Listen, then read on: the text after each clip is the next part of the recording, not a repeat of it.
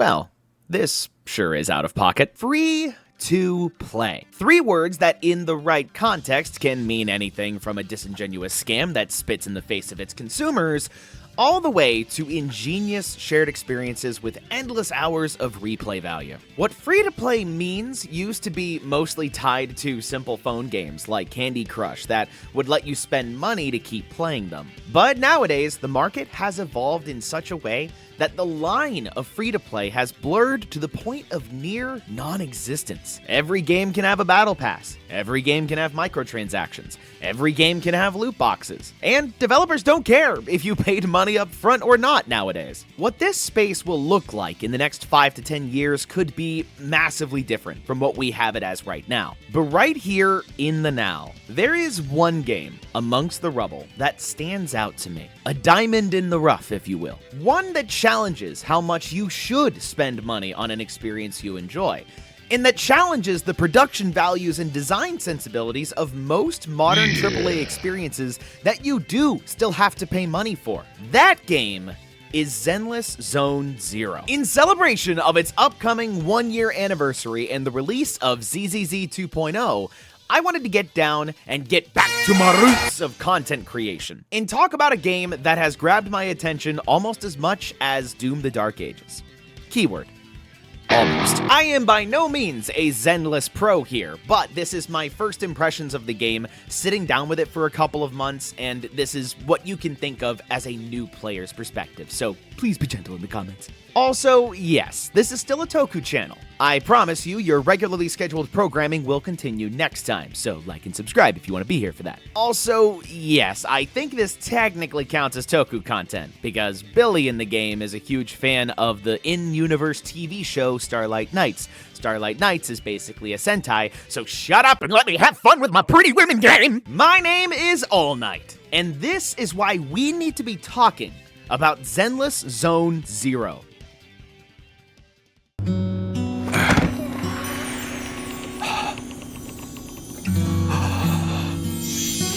Lord have mercy, this one's gonna require the big boy pants to try and translate, so buckle up, strap in, and like and subscribe. The story is set in New Eridu, an alternate future punk setting that was subject to a great calamity. Once upon a time, there was an old Eridu, go figure. And once the great calamity hit, it basically wiped a greater majority of the old civilization, leaving the survivors to build New Eridu. Duh. After the calamity hit, that gave birth to what is known as the Hollow, an alternate dimension who regularly has rifts in space-time appearing throughout New Eridu. Some people, known as Hollow Raiders, frequent these pocket dimensions to explore the Hollow, uncover its secrets, and plunder equipment and resources from the alternate version of our Earth.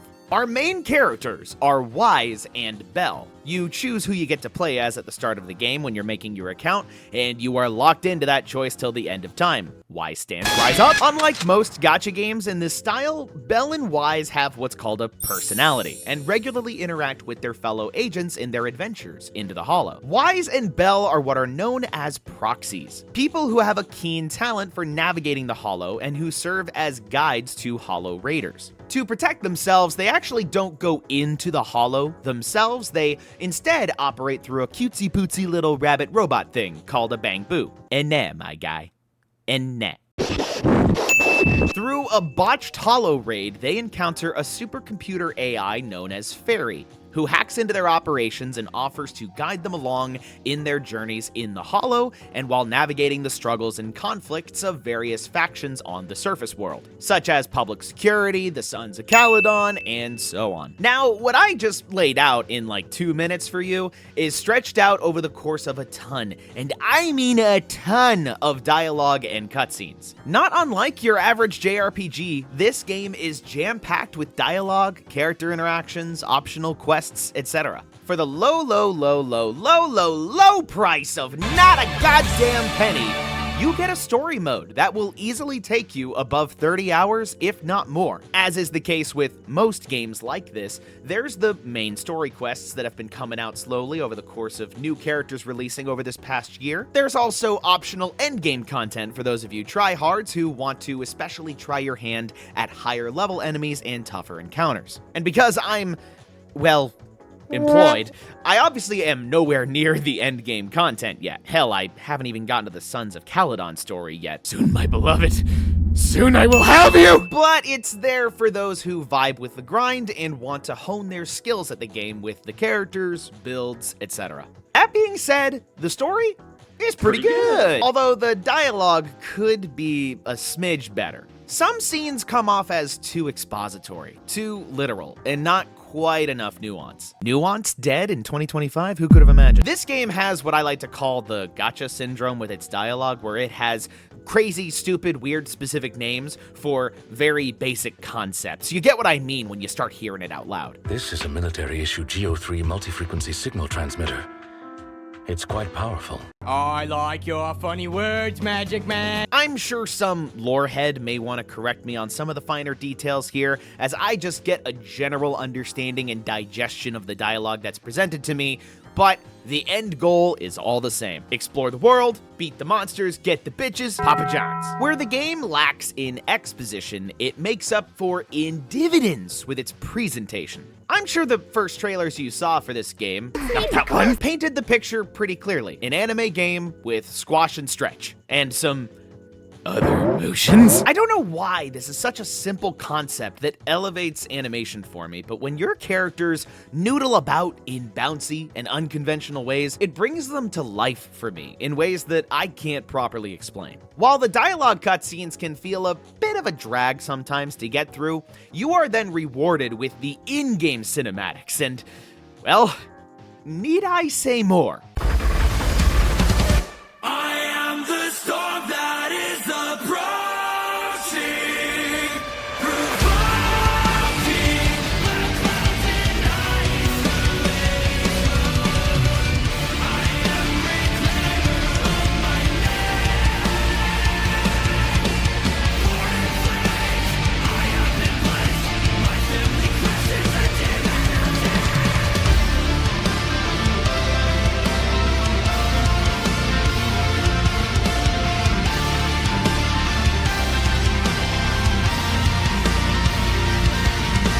This presentation also isn't just for the fancy schmancy cutscenes either. It does extend to in-game with beautiful, drop-dead gorgeous and explosive effects painting the screen in all manners of fire, electricity, and purple stuff. This is almost to the game's detriment though, as when fighting enemies, the effects can sometimes get so nutter butters to the point where you can't even see the visual indicators anymore for parries or dodgeable attacks. How am I supposed to see the anime girls beneath all this pink? This is a free-to-play game, by the way. Like a free-to-play game you can play on your phone, by the way. The production value for a game that I don't have to pay a cent for is almost leaps and bounds ahead of some games that are asking $80 from me. What do you mean? Why are you doing this? What is wrong with you? And do not get me started on the vibes. For those of you who've known me for a hot minute, you know that I am in fact a sucker for the vibes. And the music in this game? Strolling down 6th Street to some bangin' lo-fi?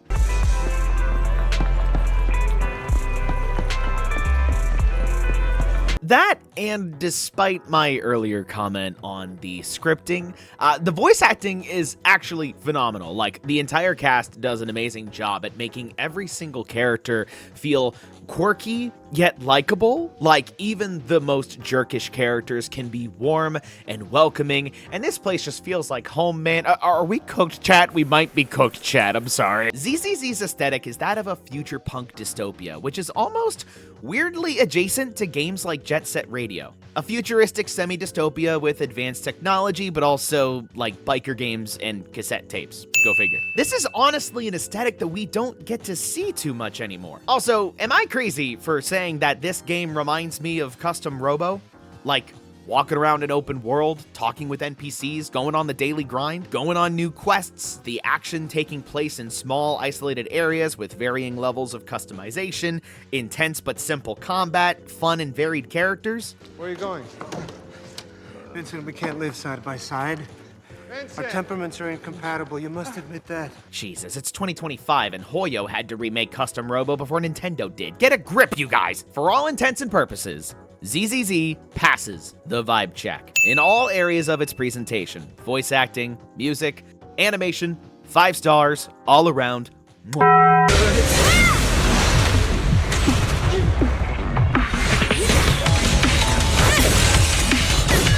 Now, I hear you out there. All Night, this is an anime phone game. Of course, all the production value is going to be in the anime scenes and cutscenes. That's because the gameplay is going to be ass since it's a mobile game, right? Welcome to the mind of a different kind, where we've been growing slowly. Think I'm on 11, but I'm on a 9. Guess you don't really know me. Running from the past is a losing game.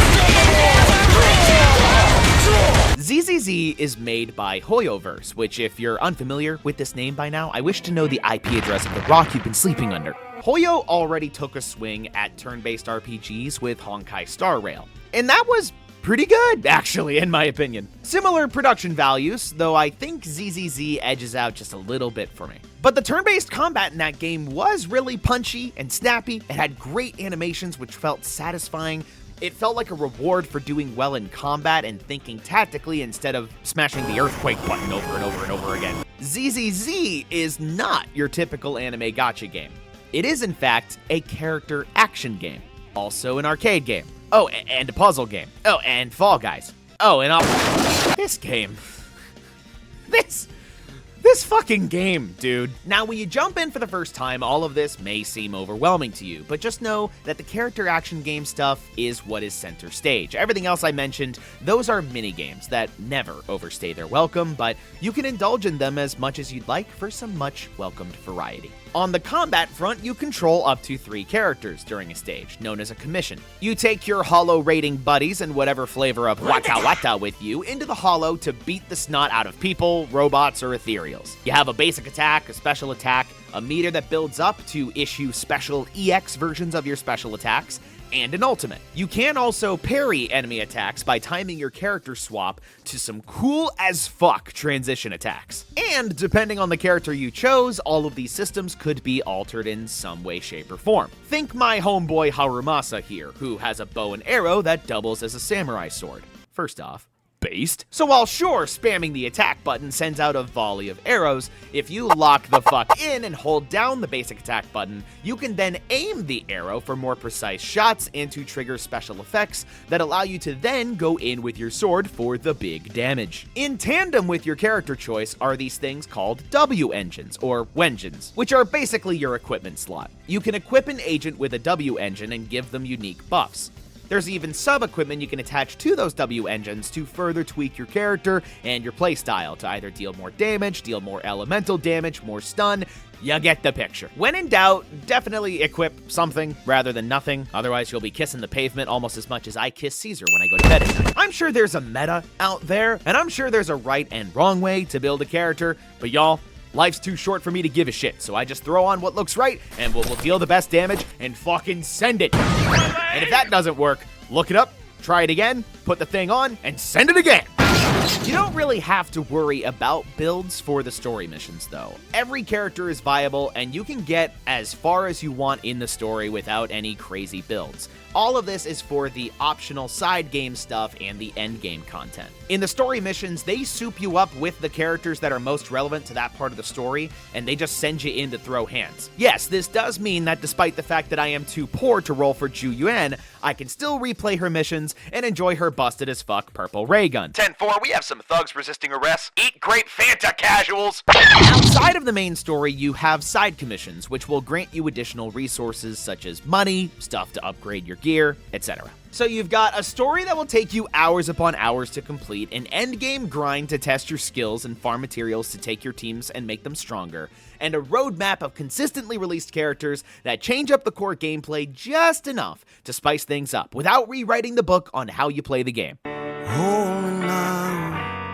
I'm 6 feet from you. Now I hear your cries of despair. All Night, this is a free-to-play gacha game, so surely there's 1,000,001 resources and currencies that are all designed to suck your time and money right out of your pocket. Shh. Papa's gotcha. Settle in. This is something that deterred me from games like Warframe and Destiny after a while, in that it felt like there was so much going on due to the community aspect of it all. I would see other players with sick-ass armor and cool gear, and I'd just be there with my little bumpkin broke ass with $2 to my name and no clue what these 50 billion materials and currencies did. What sets ZZZ apart from its peers? It explains as much as it needs to you at a time without ever overwhelming you. It's all in-game too. Consulting a wiki is truly optional here. And it's only, again, as complex as you let it be. You've got a couple of random free-to-play currencies, and yes, we'll get to those in a little bit. Buckle up, like and subscribe. But when we're talking about what you farm for in this game, it truly is as simple as looking at your character, reading their stuff, and knowing what you want to make them stronger. Hell, the game even has an in-game built training regimen. Yes, you can in fact look up what is meta, what the game suggests for your character, and it will mark what you need to do to make that character better. Now, to be fair, this game does the free-to-play thing, where every character class has its own category of upgrade materials. You can't just get one upgrade material for everyone. And it also doesn't help that everything in the game has that weird name problem to it. Like W engines are your equipment, your sub-equipment are called discs, but discs also kind of refer to some of your upgrades. It's a bit much, I'll be frank. But subsequently, the game does just fucking tell you what you need and where to get it. Gee, I've got a mission I gotta complete. Click on it, teleport there. Bam, done. Gee, I need to make my character stronger. This W engine, these materials. Here you go, dumbass, have fun. In true all-night fashion, my favorite thing is when a piece of media does not waste my time. And ZZZ respects your time and makes good goddamn use of it. It is almost idiot-proof in the way that it just tells you instead of hiding the method to its madness underneath oodles and oodles of menus. This is technically a mobile game first in its delivery. As gorgeous as the game looks on console, it does still have to be simplistic enough to play on the go, and truly, it succeeds in that department with flying colors. Again, I'm no expert, not clear on the meta, not clear on what everything is intertwined beneath the surface, but from, again, a new player's perspective, hopping in and enjoying the game for a couple of months, vibes, vibes, vibes, passes the vibe check all across. It does a pass on the vibe check. Honk, honk. So we've got a well-written story in an interesting world with interesting characters, hours of free gameplay, beautiful presentation, a quick and snappy borderline peak combat system. Surely this game is devoid of sin, right? I'm the new massage therapist here. Pleasure to meet you. If the pressure is too much, just let me know. Okay. What the fuck was that? Okay, so this'll be a thing. This is a gacha game, after all. So one of the primary drives of the game is going to be its diverse roster of characters, much like hero shooters or MOBAs. The newest, shiniest S-rank character is always what's going to be what draws new players into the experience. I mean, shoot, for me, it was Vivian, and then I rolled like shit on her banner and had a bad day, but I lost my 50-50 to Kaleda, so Caesar fucking King, here I come! The characters in this game are designed to be attractive. End of story. From the dudes to the chicks to everything in between, you're supposed to be attracted to these people. In more ways than one. I mean, shit, nearly every dialogue you have with every single companion is inches away from romance options in Baldur's Gate 3. Gods, I want to ride you till you see stars.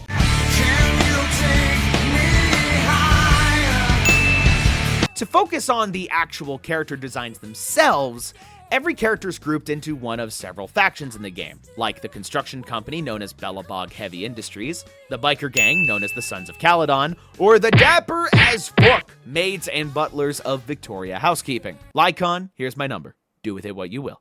Wait, why are you walking away? Why are you walking away? Get back here and seduce me! That being said, every faction focuses their character designs on one specific aspect of their character and then ramps that quality up to 11. Bellabog characters are all very industrial and tend to have big tools and construction equipment as central parts of their moveset and character design. And Victoria Housekeeping are a bunch of butlers and maids, so they are decked out in more formal attire. And they also have a shark girl with a giant scissor knife.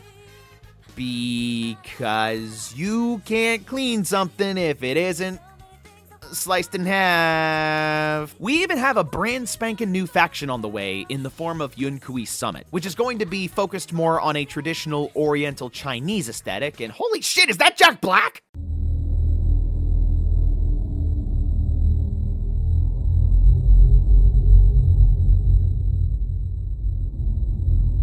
Again, every faction has a focus to it that motivates any character that is of course added to its roster, so in basically every group, you'll have your traditionally badass characters, your cute anime waifus, your fusions of both, and Ben. We fucking love Ben in this house, and if you think any differently, I hope both sides of your pillow are warm at night. That being said, while the character designs are all varied and interesting, there is something to be said about the amount of fan service here. If you're looking for a nuanced and well-spoken take on this, you're in the wrong Fortnite lobby, my guy. We're here to have fun and vibe no matter what.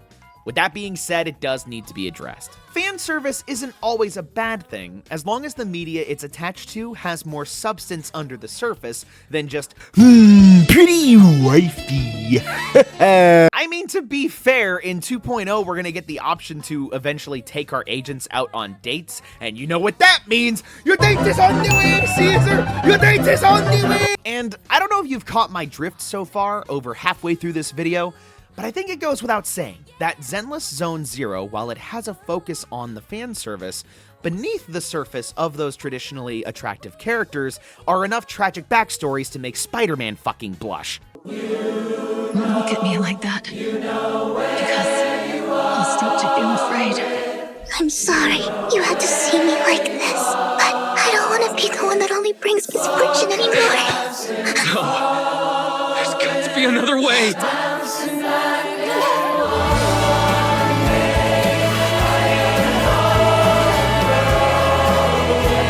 No! It can't end like this!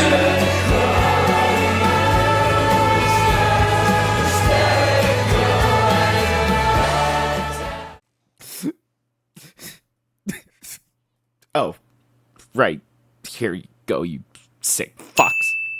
Fucking call it a goddamn gooner game. I need therapy out of this shit. And again, I cannot see any of this fan service when all I have on my screen are enough visual effects to make it look like it's an MP3 visualizer from Frostwire. Did I just age myself with that, by the way? Did I just chat? I'm not that old. I promise I'm not that old. Gambling!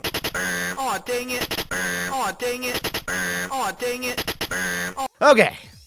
Now the easy part, where I get to gush about how much this game treats free-to-play right.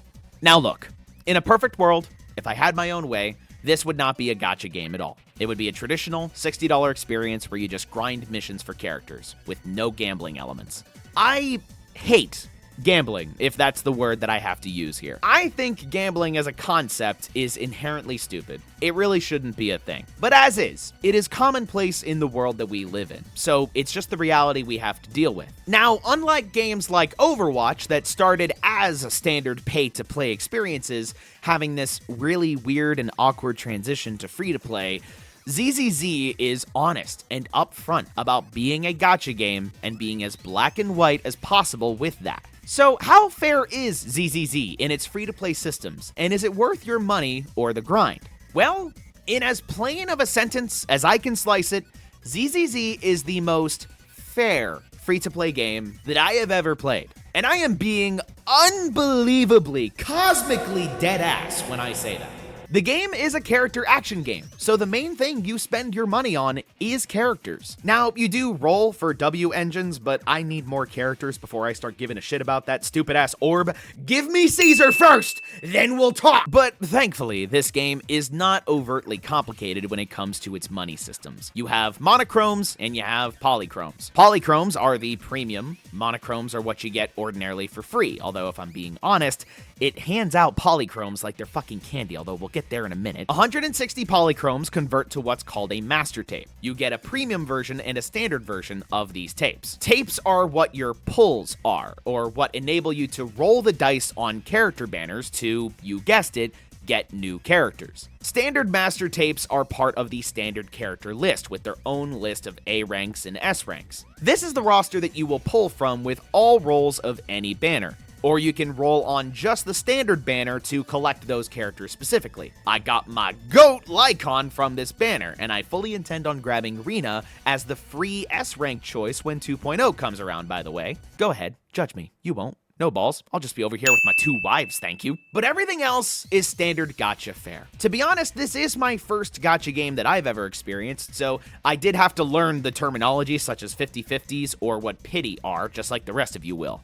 So I wouldn't be an upstanding member of society in my line of work if I did not properly explain just what the fuck you have to do here to succeed in this child-friendly form of gambling. So, buckle up. I mentioned the standard banner. That's these guys. These are the S-rank characters that you can get from any banner at any time or just from the standard banner. You also have limited time banners that feature reruns of past characters who did not previously launch with the game or the newest character. Anytime you roll the dice, you always have a chance to get an S rank, with a guaranteed S rank at a certain number of pulls defined by the banner. So you could either roll the dice once or 50 times and potentially get an S rank character any number of times between 1 and 50. Now, any time that the game actually thinks you are worthy enough to receive an S rank, you ain't done gambling yet, because then the game will flip an imaginary coin and give you a 50/50 chance at either the banner character you were rolling for or one of the standard S ranks.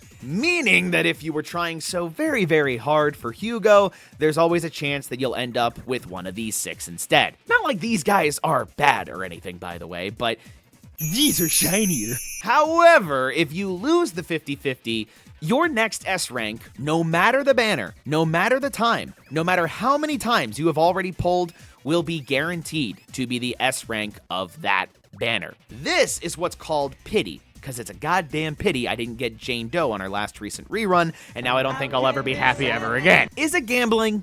Yes. Plainly, yes. Is it predatory? Maybe? I don't think I can say. Because at the end of the day, it is fair.